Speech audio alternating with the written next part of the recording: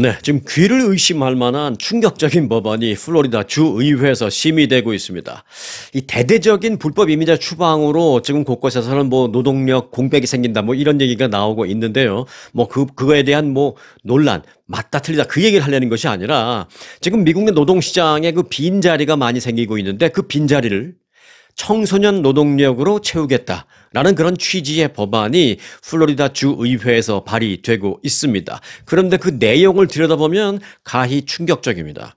실제로 플로리다 주 상원은요, 그 10대 노동자를 뭐 보호하기 위한 각종 규제 이런 것이 지금 현재는 있지만 그런 규제를 모두 철폐하겠다. 쉽게 말해서 청소년들의 노동 환경을 좀 좋게 만들어주는 그런 내용을 그냥 다 철폐해버리겠다라는 그런 법안을 만들고 있습니다. 심의되고 있는 그 법안에는요, 고용주가 14살, 15살인 경우에 그들을 물론 고용할 수도 있지만 14살, 15살이 그들 노동자에게 휴식 시간이 없는 중간에 뭐 브레이크 타임 같은 게 없는 무제한 근로를 시킬 수도 있도록 고용주에게 허가해주는 그런 법안도 지금 심의하고 있고요. 또 그보다 한두 살 많은 16세, 17세 되는 그런 노동자에게는요. 주 5일이 아닌 주 6일 근무시켜도 괜찮은 그런 내용을 지금 심의를 하고 있습니다. 청소년들에게 노동 환경을 더 좀 좋게 만들어주는 게 아니라 오히려 어른들보다도 못한 열악한 환경을 만들어 주어도 괜찮다라는 고용주들에게 어떤 그 규제를 그냥 없애주겠다라는 그런 걸 지금 심의하고 있는 것입니다. 이 법안을 발의한 의원들은 청소년의 근로 경험을 좀 더 폭넓게 제공해주겠다라는 것을 지금 이유로 내세우고 있습니다. 하지만 많은 시민단체와 여론은 대규모 이민자 추방으로 발생한 그 노동시장의 공백을 플로리다의 뭐 관광산업이나 뭐 농업 쪽에 뭐 이런데 아주 단순한 뭐 귤 따기, 오렌지 따기 뭐 이런 거 또는 관광산업 예를 들어서 뭐 사람들 좀 안내해주고 호텔에서 좀 안내해주고 뭐 이런 일들 아주 단순한 일들 그런 건 이제 청소년들이 물론 할 수 있죠. 그런 것을 이제 청소년들에게 시켜서 메꾸겠다라는 것이 있는데 그 취지는 좋습니다. 청소년들에게 뭐 시켜서 메꾸는 거 좋습니다. 하지만 노동 여건을 아주 열악하게 만들어도 괜찮게끔 지금 법을 만들겠다라는 것입니다. 자, 일단 그 플로리다 주의 경우에는요, 노동자 가운데 약 한 27%가 이주민입니다. 그 지역적인 특성상 그렇습니다. 또한 이제 수만 명에 달하는 플로리다 주의 그 저임금 이주 노동자들이 많이 있는데 그들 가운데 한 60% 이제 라틴계죠 아무래도 히스패닉계 그들 중에 한 60%는 또 불체자입니다. 바꿔 말하면 그 60%나 되는 노동력이 지금 구금이나 추방, 체포 이 위험에 지금 노출되어 있다라는 것입니다. 뭐 이론적으로 따지면 그 60%가 싹 다 빠지면 엄청난 공백이 생기는 거죠. 뭐 다 빠질 수는 없겠습니다만은 하여간 이론적으로는 그렇습니다. 자, 여하튼 불체자 추방도 좋고 뭐 다 좋습니다. 그런데 그로 인해서 지금 이 무슨 뭐 그 1800년대도 아니고요. 뭐 산업혁명 막 일어날 때는 영국에서 정말 무슨 뭐 5살, 6살짜리 데려다 놓고도 그냥 하루 종일 일 시키고 뭐 지금으로 기준으로 본다면 뭐 몇 불 안 주고 뭐 이런 것도 있었다고 하잖아요. 즉 그런 뭐 1800년대도 아니고 아이들이 그 노동에 떠밀리는 그런 사회가 돼서는 더더욱이 안 되는데 이게 약간 좀 거꾸로 가는 역행되는 그런 법안이 지금 심의되고 있는 것입니다. 참 듣고도 믿기 어려운 그런 법안 내용입니다. 14세, 15세 그 어린 노동자들에게 휴식 없는, 브레이크 타임 없는 무제한 근로도 가능하게 하고 또 16세, 17세 노동자들에게는 주 5일이 아닌 주 6일을 노동을 시켜도 고용주는 괜찮은 그런 법안을 심의하고 있다. 참 믿기 힘든 내용인데요. 사실이 그렇습니다. 지금 플로리다주에서 뭐 최종 발의되고 최종 통과되지는 못한다 하더라도 그렇게 지금 심의되고 있다라는 그 사회적인 분위기 이 자체만으로도 저는 솔직히 개인적으로 충격입니다. 조금만 더 그 구체적인 내용을 보면요.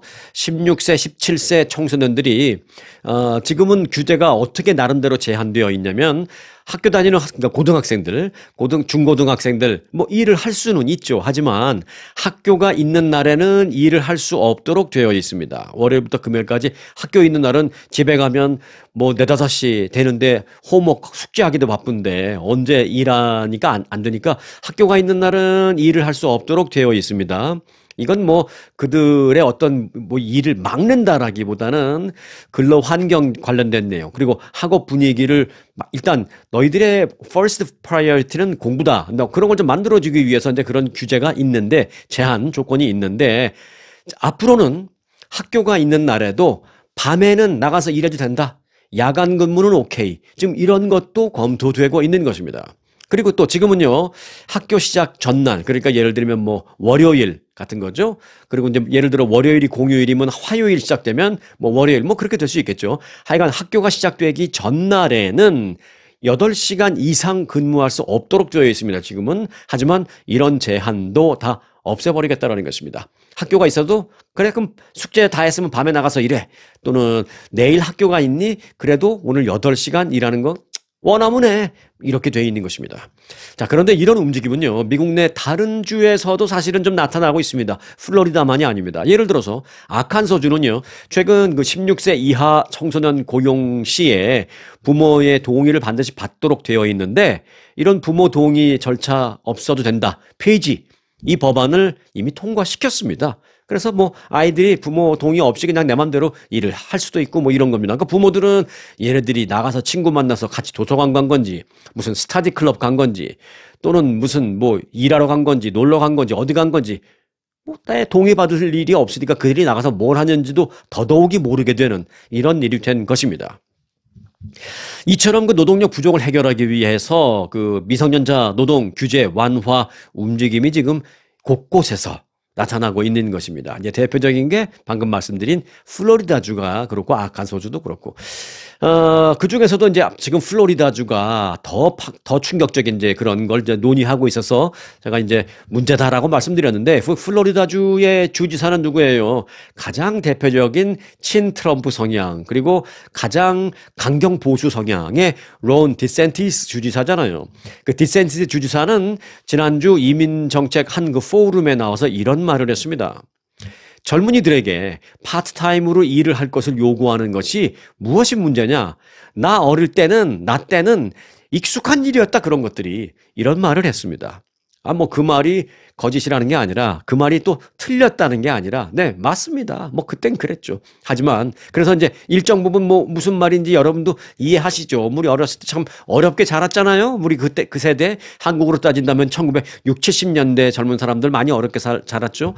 또 영국, 미국 이런 데는 1800년대 정말 어렵게 자라고 뭐 했지만, 뭐 1800년도 얘기는 하는 건 아니겠지만, 론 디센티스 주지사가 이제 나 어렸을 때, 나 때는 공부하다 말고 나가서 일하고 막 그랬다. 그게 익숙했다. 그게 뭐 문제야? 이렇게 말을 했습니다. 자, 하지만 심의되고 있는 이 법안에서 언급한 14세, 15세를 그렇다면 과연 청소년으로 볼 수 있느냐 하는 문제도 좀 있고요. 더불어서 뭐 청소년으로 볼 수 있다 하더라도 어른들보다도 더 여유 있는 좀 그런 근로 환경을 만들어주는 그런 법안을 심의한다면 모를까? 휴식 없는, 브레이크 타임이 없어도 되는 무제한 근로 조건을 허용하기 위해서 그걸 심의한다라는 것은 정말 저는 개인적으로 정말 귀가 의심스럽게 되는 그런 내용이다라는 생각입니다. 그리고 이제 흔히들 말하는 뭐 꼰대 그런 게 있잖아요. 예. 뭐 나이가 많다고 해서 다 꼰대는 아닙니다. 요즘은 젊은 꼰대라는 말도 있어요. 아, 나이는 뭐 20대, 30대인데 생각하는 게 너무 고루한 뭐 이런 친구들한테 젊은 꼰대라고 합니다. 요즘은 60, 70, 심지어 80대에 막 되시는 분들도 아주 그 젊은 생각 갖고 계신 분들 많죠. 그래서 이제 나이를 구분으로 하는 것이 아니라 여하튼 꼰대라는 사람들의 특징을 우리는 이제 뭐라고 하죠? 한국에서는 이제 그 우스갯소리를 막 하잖아요. 네. 나 때는, 이걸로 이제 저 사람 꼰대야. 뭐 이런 식의 얘기를 이제 나 때는이라는 표현을 쓰면서 얘기를 많이 하는 사람들일수록 이제 꼰대다. 뭐 이런 얘기를 하는데, 나 때는 이랬는데, 뭐 나 때는 저랬는데, 니들은 왜 못해? 뭐 이런 얘기들. 좀 바로 론 디센티스가 바로 그 말을 해서 제가 너무 웃겨서 이 말씀을 드리는 거예요. 나 때는 그런 게 익숙한 일이었다. 뭐가 문제야? 딱 한국에서 얘기하는 그 꼰대의 전형적인 특징, 나 때는. 그걸 론 디센티스 주지사가 바로 쓰네요. 네. 너무나 딱 맞아떨어져서 제가 좀 우스워서 이제 좀 표현을 말씀을 드린 건데, 나 때는 어린 나이에 일을 할 수밖에 없는 상황이었지만 이제 내가 주지사씩이나 됐으니 너희들은 그렇게 고생하지 말고 공부가 됐던 아니면 그게 뭐 운동이 됐던 아니면 그게 무슨 음악이나 미술 등 뭐 예술 활동이 됐던 정말 너희들이 좋아하는 것을 마음껏 날개를 펼쳐서 할 수 있는 그런 세상을 만들어 줄게 라고 말하는 게 아니라 나 때는 다들 이랬는데 뭐가 문제야 라고 하는 발언. 저는 그 마인드, 나 때는으로 시작해서 말을 하는 그 마인드가 문제야 라고 말을 해주고 싶습니다. 자, 과연 이 법안이, 저는 이번이 통과되면 나 때는 법안이라고 해야 될지 모르겠습니다만은 그 법안이 플로리다주에서 실제로 발의될지 또 실제로 통과될지 정말 저는 우려스러운 마음으로 지켜본다라는 말씀을 드립니다. 그 법안이 과연 어떻게 될지 다 같이 좀 지켜보도록 하겠습니다. 자, 주말에는 정말 많은 일들이 있었죠. 멀리 소식 다 들으셨죠. 미얀마 중부에서 대규모 지진이 발생했잖아요. 이 미얀마 중부 그 내륙, 미얀마 제2의 도시입니다. 그 만달레이라는 지역에서 28일 현지 시간으로 낮 12시 50분쯤 규모 무려 7.7의 강진이 발생했습니다. 이 7.7이라는 것은 흔히 뭐 말하는 6.7 이런 강도보다 딱 1도 높아가 아니라 몇천 배의 그 강도입니다, 이것은. 그런데 이제 규모 7.7의 이번 강진으로 인해서 지금 미얀마의 미얀마는 지금 뭐 툭하면 군사정부가 들었습니다. 쿠데타를 일으켜서 A 장군이 군사정부를 장악하고 나면 좀 몇 년 있다 보면 또 B 장군이 군사 쿠데타 일으켜서 뺏어가고 뭐 이게 반복되고 있는 참 그런 암울한 현실인데, 그래서 지금 미얀마는 군사정권 체제 하입니다. 그래서 군사정권 체제 하의 특징이라는 게 뭐 공개를 정보를 잘 공개하지 않잖아요. 일단 그 군정이 발표하기는 뭐 1,700명 사망이다라고 말했는데 지금 미국에서는 택도 없는 소리다라고 하고 있습니다. 미국의 지질연구소, 연방지질연구소는요, 일단 이번 지진으로 인한 사망자가 한 10,000명 이상 나올 가능성이 70%가 넘는다. 뭐 이렇게 얘기했습니다. 10,000명 이상 넘을 것이다 라는 것이 아니라 10,000명 이상 넘을 확률이 70% 이상 된다. 뭐 이런 얘기를 하고 있습니다. 미국의 연방지질조사국은 최종 업데이트한 보고서에서 이번 지진의 사망자가 10,000명 이상으로 늘어날 가능성, 최종적으로 뭐 지금 1,700명이라고 얘기한 사망자 숫자가 거짓말이 아니더라도 앞으로 이 복구 작업이 진행되면서 사망자 숫자가 계속 늘어날 것인데 10,000명 이상으로 최종적으로 늘어날 확률이 71%다라고 미국의 연방지질조사국이 그렇게 발표를 했습니다. 10만 명 이상 될 확률도 있다고 봤어요. 그죠? 10만 명 이상 될 확률도 한 20-30% 된다. 뭐 이렇게 얘기했습니다. 뭐 이건 정말 그런 일은 없었으면 좋겠다. 뭐 저는 그렇게 생각합니다. 연방지질조사국은 이번 지진 진동으로 인한 사망 및 경제적 손실에 대한 그 적색 경보가 발령돼야 된다라고 말하면서 이게 알려진 것보다, 그러니까 미얀마라는 나라가 국제적으로 굉장히 중요시되고 있는 나라, 또 굉장히 평소에도 관심 갖고 있는 나라, 또는 많은 사람들이 나 그 나라 한번 여행 가봤으면 좋겠어 뭐 이렇게 막 생각하는 그런 나라가 아니다라는 이유로 좀 관심에서 소외돼서는 안 된다. 이 지금 현재 미얀마에서의 지진 피해는 그야말로 국제사회에서 적색 경보다, 이렇게 말하고 있습니다. 자, 규모 7.7의 강진이 덮친 미얀마에서 여진이 계속되고 있는 가운데 구조대와 시민들은 마땅한 장비가 또 없어서요, 맨손으로 잔해를 파내고 있는 그런 형편이라고 합니다.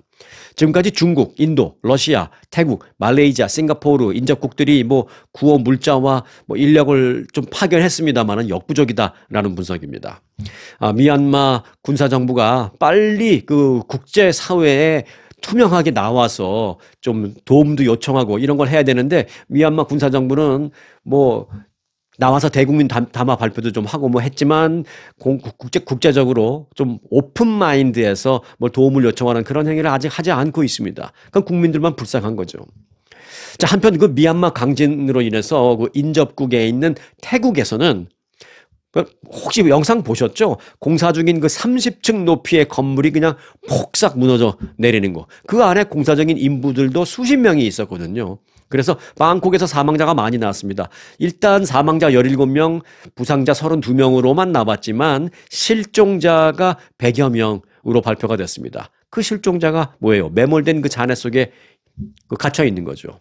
그런데 미얀마와 국경을 마주하고 있는 태국이, 물론 이제 태국이 미얀마와 국경을 이렇게 맞대고 있는 건 맞습니다. 그런데 이번에 지진이 발생한 그 만달레이라는 그 도시와 태국의 방콕과는 무려 1000km 이상 떨어져 있는 도시거든요. 어찌 보면 아무리 큰 지진이 났다고 해도 뭐 어찌 보면 별 전혀 상관없을 만한 정도의 먼 거리잖아요. 그런데 그렇게 1000km 이상 떨어진 태국 방콕에 이렇게 엄청난 큰 피해가 발생했다라는 데에 많은 사람들이 지금 충격을 받았습니다.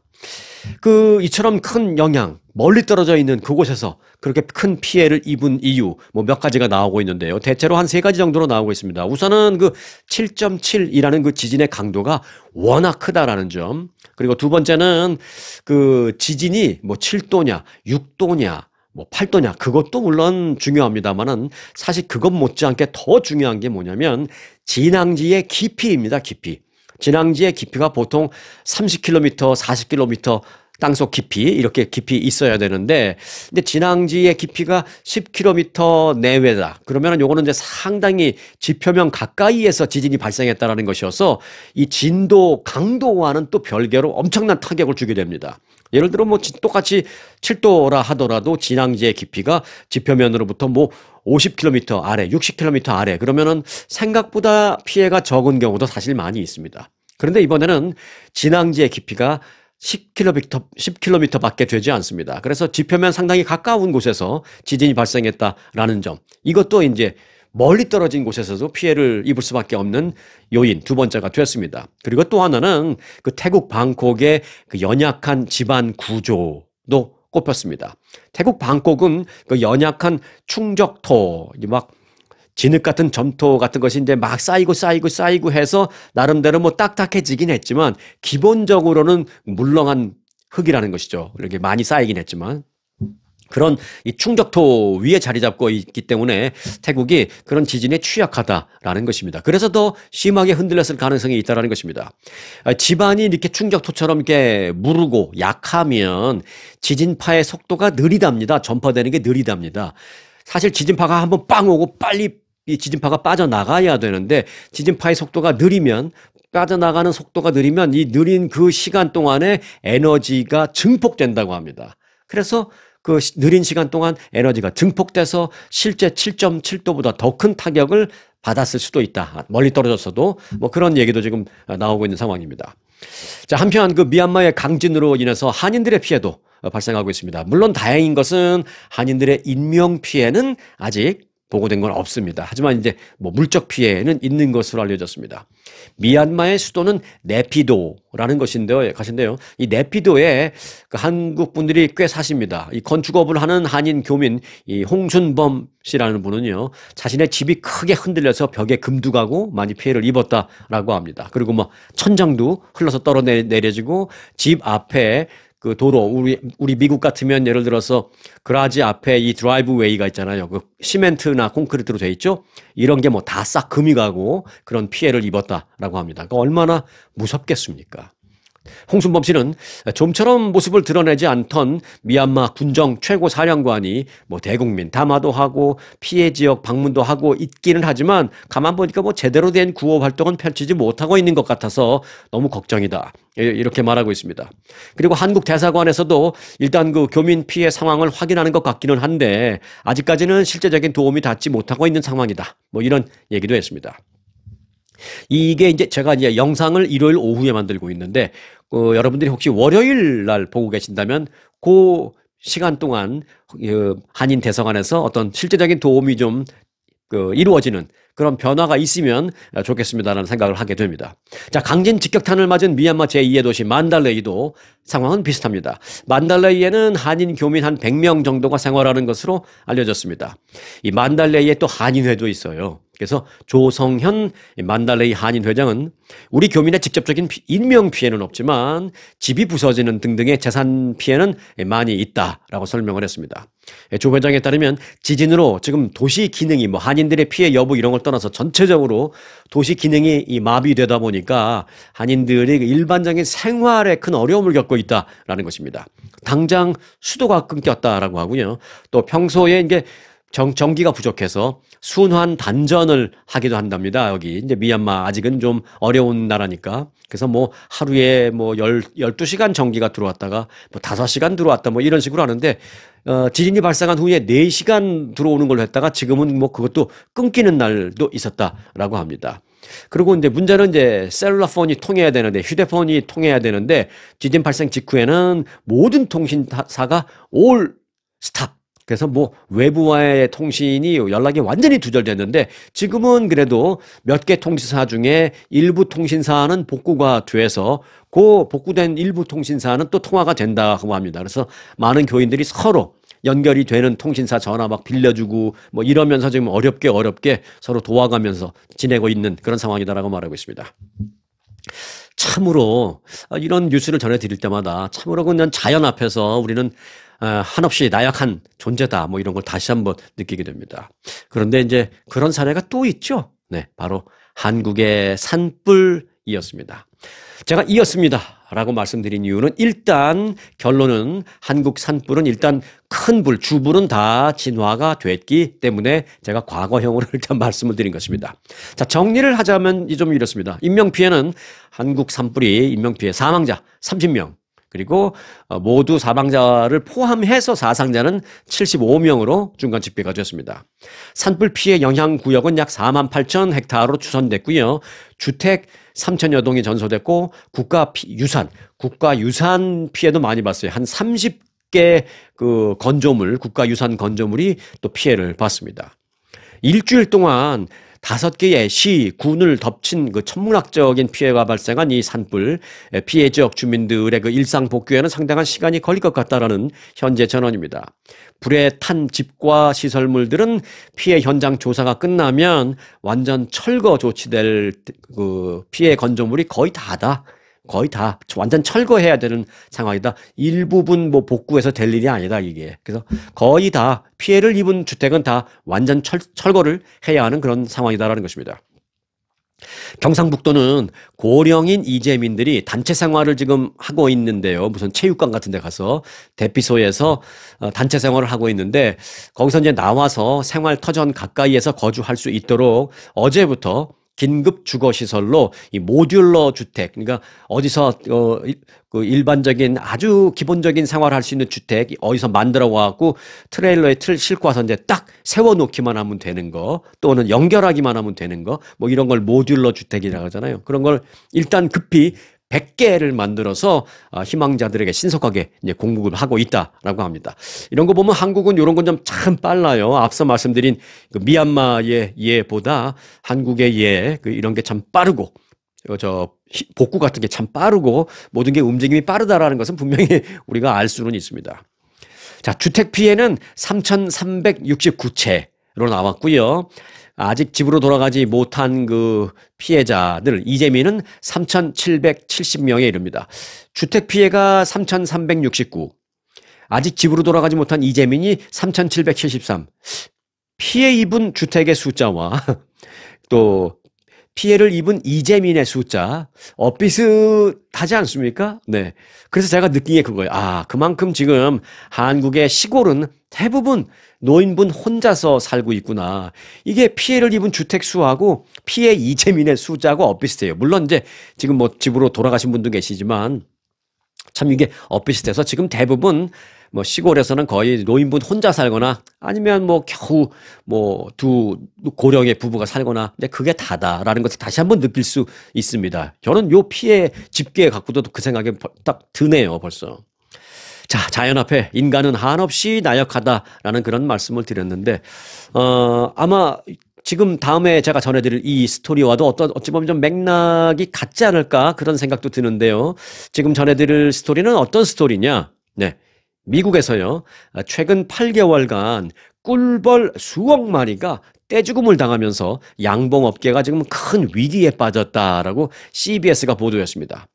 뭐 양봉업계 피해 입을 수도 있지 뭐 그게 얼마나 큰 뉴스에 지금 여기저기서 막 큰 지진에 산불에 엄청나게 큰 뉴스가 많은데 그 양봉업자들 피해 조금 입는 게 뭐 얼마나 대단해. 물론 안타깝지만 뭐 뉴스의 경중을 따지면 그거는 뭐 한참 뒤지라고 생각하실 수도 있는데요. 이게 또 그게 아닙니다. 일단 그 미국의 양봉 관련 단체가 양봉업자 700여 명을 대상으로 조사한 결과 지난 겨울 때, 뭐 이번에 막 지나간 겨울 때 벌 때 62%가 감소했다라는 것입니다. 수억 마리가 그냥 떼죽음을 당해서. 대형 양봉업자인 블레이크 슈크는 자신이 운영하는 양봉장에서 꿀벌 수만 마리가 죽은 것을 발견했으며 이번처럼 꿀벌이 많이 폐사한 것은 자신의 양봉 사업 수십 년 동안 처음이다라고 말하고 있습니다. 그는 이번 사태가 역사상 최악의 꿀벌 폐사라는 것을 자료를 통해서도 알 수 있다라고 말했습니다. 그러니까 자신의 경험상 최악이다라는 것이 아니라 자기가 너무 이상해서 알아봤더니 이런 일이 지금까지 없었다라는 것입니다. 꿀벌이 이렇게 대규모로 폐사하면 단순히 양봉업계에만 위기가 닥치는 것이 아닙니다. 더 넘어서서 농업 전반에 악영향을 줄 수 있고요. 더 넘어서서 조금만 좀 비약을 한다면 인류에 치명적인 큰 영향을 미칠 수도 있기 때문에 제가 참 인류에 있어서 우리 인간들은 한없이 나약하다라는 말씀을 드린 그런 맥락인데요. 자, 일단 꿀벌은요. 단순히 꿀을 만드는 그런 기능 외에도 미국에서 재배되는 뭐 미국 아니라 한국도 어디든 곳곳에서 재배되는 그 무슨 과일과 뭐 견과류 그리고 뭐 채소 등등의 한 75% 정도가 이 꿀벌 때문에 재배되는 겁니다. 왜냐하면 꿀벌이 전체적으로 우리가 먹는 과일이나 견과류나 채소를 100으로 봤을 때 한 75% 정도는 이 꿀벌 때문에 이제 막 살아나는 겁니다. 왜? 꿀벌이 왔다 갔다 다니면서 수술 그리고 암술이 있잖아요. 뭐 꽃가루 같은 거 예를 들어서 그러니까 그 수술을 암술로 돌아다니면서 옮겨주고 하는 역할을 이 꿀벌이 합니다. 꿀벌의 그 수분을 통해서 1에이커당 약 1000kg의 아몬드가 생산되는 것을 예로 들어본다면 만일 꿀벌이 그 수분이라는 건 뭐냐면 수술을 암술로 옮겨주는 이게 배분한다. 그 분입니다. 그리고 이제 여기서 말하는 수라는 것은 이제 뭐 꽃도 암이 있고 수가 있고 뭐 모든 인류의 모든 것은 암놈이 있고 순놈이 있잖아요. 그러니까 채소는 또는 꽃은 뭐 이런 것은 암놈 순놈이 아니라 수술, 암술 이렇게 표현합니다. 그래서 그 수술을 암술로 옮겨주는 그런 수분 활동을 꿀벌이 안 해준다면 아몬드 같은 경우에도 예를 들어서 수술 행위를 꿀벌이 해줄 때는 1에이커당 1000kg의 아몬드를 확보할 수 있는데 우리가 농사를 그렇게 지을 수 있는데 꿀벌이 없어서 그걸 못 해주면 1에이커당 1000kg은커녕 90kg, 1000kg의 10분의 1도 안 되는 90kg 정도밖에는 인간이 재배할 수 없다라는 것입니다. 그러니까 어찌 보면 인간이 재배하는 것은 10분의 1도 안 되고 이 꿀벌 때문에 이제 재배할 수 있는 건데 그게 문제라는 것이죠. 자, 블레이크 슈크 씨는 꿀벌 폐사가 계속된다면 미국에서 식량을 소비하는 방식도 결국 다 바뀔 수밖에 없다라면서 매년 꿀벌의 80%를 잃는다면 양봉 산업은 우선적으로 살아남을 수 없고 또 미국에서 식량을 생산하는 데 필요한 어떤 그런 적정 규모로 이게 수분 행위를 할 수가 없다. 라고 지적했습니다. 수분 행위를 할 수 없다면 재배조차가 불가능한 거죠. 자, 이는 단순히 우리 양봉업자들의 문제만이 아니라 국가 식량 안보 문제다. 라고 말했습니다. 꿀벌 폐사의 원인으로는 여러 가지 설이 제시되고 있습니다만은 아직 확실하게 규명된 건 없습니다. 지금 미국에서 수억 마리의 꿀벌이 떼죽음을 당했는데 왜 이런 일이 발생했지를 아무도 규명하지 못하고 있는 것입니다. 과학자들은 기후 변화, 기후 위기 때문이다. 이렇게 말하는 사람도 있고, 또 꿀벌 서식지가 감소했기 때문이다. 라는 말하는 사람도 있고, 살충제를 너무 많이 써서 그렇다. 이런 말을 하는 사람들도 있지만, 그 어느 것도 확실하게 밝혀진 것은 없다. 라는 게 지금 정설입니다. 자, 그런데요, 조금만 더 들어가 보겠습니다. 조금만. 지구에서 꿀벌이 완전히 사라지면 우리는 어떻게 될까요? 한마디로 말하면 꿀벌이 완전히 사라지면 지구는 망합니다. 꿀벌은 자연에서 중요한 앞서 말씀드렸죠. 그 수분 매개체로서 여러 가지 역할을 하면서 가장 중요한 역할을 하는 게 꿀벌입니다. 실제로 그런 영화도 나왔어요. 꿀벌이 없어지면서 인류가 망하는. 수술을 암술로 옮겨줘서 식물이 계속 대를 이어나가서 좀 자라날 수 있게 해주는 역할 하는데요. 영어로는 이것을 폴리네이터라고 합니다. 폴리네이터. 수술을 암술로 옮겨주는 역할. 뭐 그들이 뭐 알고 옮겨주겠어요. 왔다 갔다 하다 보니까 이제 묻어서 옮겨지는 건데 여하튼 그런 행위를 영어로는 폴리네이러라고 합니다. 이런 역할을 하기 때문에 꿀벌이 사라지면 식물이 아예 번식조차를 하지 못하고 사라지게 됩니다. 바로 생태계에 치명적인 영향을 미치게 되는데 식물이 번식하지 못해서 개체수가 급격히 줄어들게 되면 먹이 사슬이 붕괴되죠. 쉽게 말해서 식물이 줄어들면 이를 먹고 사는 초식 동물의 수가 줄어듭니다. 예를 들어 사슴, 무슨 뭐 곤충 등등이. 그렇게 초식 동물이 사라지고 나면 초식 동물을 먹고 사는 육식 동물도 결국 사라지게 됩니다. 대안은 없을까요? 네, 일부 연구자들은요, 인공수분 기술을 만들자. 뭐, 또 그게 예를 들어서 뭐냐면, 드론이나 로봇벌, 꿀벌이 없으면 로봇으로 로봇벌을 만들어서 하자라는 그런 뭐 의견도 있고요. 또 뭐, 꿀벌 대신 다른 곤충을 이용한 수분 행위를 할 수 있도록 연구하자 뭐 이런 게 있습니다만은, 아직도 지금 현재 기술로는 꿀벌을 완전히 대체할 수 있는 기술은 나오지 않았습니다. 그래서 꿀벌은 단순히 벌이 아니라 지구 생태계를 지탱하는 작은 영웅이다. 뭐 이런 말도 있습니다. 과학계에서는. 그래서 최근 미국에서 갑자기 이 꿀벌이 막 수억 마리씩 떼죽음을 한 그 이유, 여기에 상당히 지금 당황해하고 있는 것이 현실이다라는 말씀드립니다.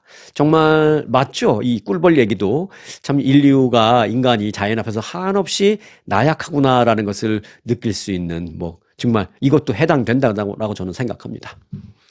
자, 정치계 얘기를 좀 해드리겠습니다. 트럼프 대통령은 미국 헌법에서 금지한 대통령 3선 도전 가능성을 배제하지 않으면서 농담이 아니다 이렇게까지 얘기했습니다. 농담이라고 생각하지 않았는데요. 네. 트럼프 대통령은 3선 출마와 관련한 계획을 묻는 기자의 질문에 그럴 수 있는 방법이 있다라고 말했습니다. 그러면서 특히 이제 제이디 벤스 부통령이 다음 대선에 출마해서 대통령에 당선된 다음에 그 대통령 역할을 자신에게 넘겨주는 그런 시나리오도 얘기가 나오고 있습니다. 그런 시나리오가 얘기가 나오는데 어떻게 생각하십니까? 라고 NBC TV의 진행자가 질문을 했어요. 그랬더니 트럼프 대통령이 그것도 한 방법이다 라고 말하면서 그런데 또 다른 방법도 있다 라고 말했습니다. 또 다른 방법이 뭡니까? 라고 물었을 때 그 부분에 대해서 나중에 얘기하자라고 구체적으로 말하진 않았습니다. 그러니까 정말 농담이 아닌 건 맞죠. 굉장히 지금 심도 있게 고민을 하고 있다라는 것입니다. 그럼 수정헌법 22조 때문에 지금 이제 문제가 되는데 미국의 수정헌법 22조는 여러분들 다 잘 알다시피 누구도 미국에서는 대통령직에 2번 이상 선출될 수 없다라고 명시되어 있습니다. 그런데 이제 요걸 트럼프 대통령 쪽에서는 그 2번이라는 것을 연거퍼서 2번을 하지 말라는 것이 띄엄띄엄은 할 수 있다. 그러니까 한 번 했고 내가 쉬었고 또 한 번 했으니까 이번에 한 번 더 할 수 있는 거다라고 말하는데 그럼 영어로는 뭐라고 되어 있을까요? 영어로는 이렇게 되어 있습니다. No more twice라고 되어 있습니다. No more twice. 2번 이상은 안 돼. 뭐 이렇게 되어 있습니다. 그러니까 이거를 그 twice라는 것을 two consecutive라고 생각하는 2번 연속이라고 생각해서 우리는 2번 연속이 아니야 라는 데 트럼프 쪽의 얘기고 일반적으로 지금까지 250년 동안은 그냥 2번 연속이든 띄엄띄엄이든 어쨌든 간에 2번은 안 돼. 뭐 이렇게 생각한 건데 이게 또 이제 논란이 되겠다라는 것입니다. 자, 트럼프 대통령은 또 이런 말도 했습니다. 루즈벨트 전 대통령은 옛날에 거의 16년을 대통령 하지 않았느냐. 그는 4선이었다. 뭐 이런 말을 반복하기도 했습니다. 뭐 아주 옛날 얘기긴 하지만요. 네. 자, 트럼프 대통령이 덴마크 자치령인 그린란드를 100% 차지하겠다. 이것도 농담이 아니다라는 그런 입장입니다. 100% 차지할 것이며 군사력 사용도 배제하지 않겠다라는 입장을 재확인했습니다. 와우. 이건 덴마크에서 또는 그린란드에서 들어도 약간 섬뜩할 수 있는 얘기지만 사실 우리들도 그냥 스쳐들을 수는 없는 좀 섬뜩한 얘기입니다. 왜? 뭐 미국에서 전쟁이 발발하지 않더라도 미군이 어디 가서 전쟁을 일으킨다는 것은 우리도 여러 가지 면에서 타격이 될 수밖에 없기 때문입니다. 뭐 좀 죄송한 얘기지만 일단 경제적인 면에서도 당장 각 사람들의 그 지갑에 영향을 미칠 수도 있고 물가 영향 미칠 수도 있고 여러 가지 걱정되는 일이 많죠. 자, 제이디 벤스 부통령이 그린란드를 방문했잖아요. 그 방문 기간 동안에 덴마크는 너희들은 그린란드에서 지금까지 뭐 했냐? 막 이러면서 굉장히 비난을 강도 있게 했습니다. 그 직후에 트럼프 대통령은 제이디 벤스가 가서 아주 옳은 말을 했다. 라면서 그린란드를 미국이 결국은 차지하기 위해서 어떤 것도 배제하지 않겠다 이렇게 얘기를 했습니다. 트럼프 대통령은 NBC 방송과의 인터뷰에서 우리는 결국 그린란드를 차지할 것이다. 100%다 라고 말했습니다. 그러면서 군사력을 쓰지 않고도 그렇게 할 수 있는 충분한 가능성이 있다. 하지만 나는 그 어떤 옵션도 심지어 군사적인 옵션도 굳이 책상 위에서 내려놓을 생각은 없다라고 말했습니다.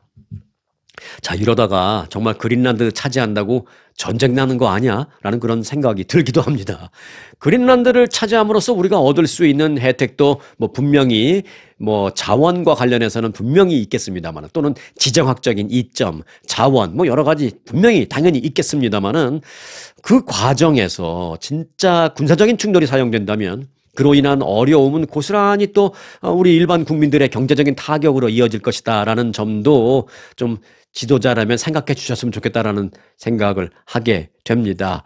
아무리 뭘 차지해서 미국의 미래를 위해서 하는 것도 좋지만 미래도 좋지만 지금 당장 엄청나게 어려움을 겪는다면 다시 한번 생각해 봐야 되는 것이 지도자들의 할 일이니까 그런 생각을 좀 해주십사라고 이제 말씀을 드리고 싶다라는 얘기를 합니다. 자, 그렇지만 그럼에도 불구하고 오늘 하루도 그저 여러분들은 별 탈 없이 편안한 하루 되시기 바라겠습니다. 자, 오늘 영상 마칩니다.